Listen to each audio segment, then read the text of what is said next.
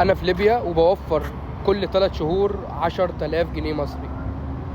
ده كومنت يا جماعه جايلي من حد من اللي بيتابعوني على الفيسبوك، كاتب لي انا ما بوفرش غير كل 3 شهور 10,000 جنيه مصري. طب هتردوا عليه انتوا ولا ارد عليه انا؟ يا جماعه قلنا محدش يسافر لمجرد انه عاوز يسافر وخلاص، ما ينفعش. قبل ما تسافر شوف هتسافر تشتغل ايه، ومعاك صنعة ولا لا، والبلد اللي انت رايحها يعني الراتب اللي انت هتاخده هناك في اليوم او في الشهر تمن غربتك ولا لا.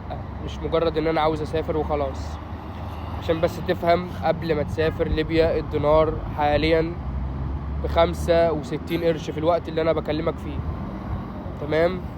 اقل مرتب تيجي علشانه، عشان ما تظلمش نفسك وتظلم اهلك وبلدك وتظلم الناس اللي انت سايبهم ومسافر، ما تجيش بمرتب اقل من 4000 دينار. زي ما بقول لك 4000 دينار. محدش يطلع يقول لي بقى انا باخد 1500 دينار في الشهر. انت كده يا ابني حرام عليك. يا تغير شغل وتشوف لك شغل تاني، يا على الاقل اشتغل في المعمار هتاخد لك 100 او 110 في الشهر، في اليوم 100 دينار او 110. يا اما ترجع تشتغل في مصر احسن. عايز اقول لك ان كوبايه القهوه دي ب4 دينار، لو جبت معاها شيشه ميه كمان 5 دينار، يعني في الشهر ب150 دينار.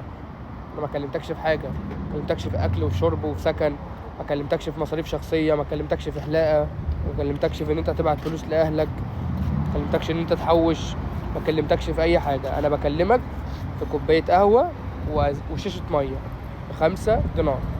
فبلاش تظلم نفسك.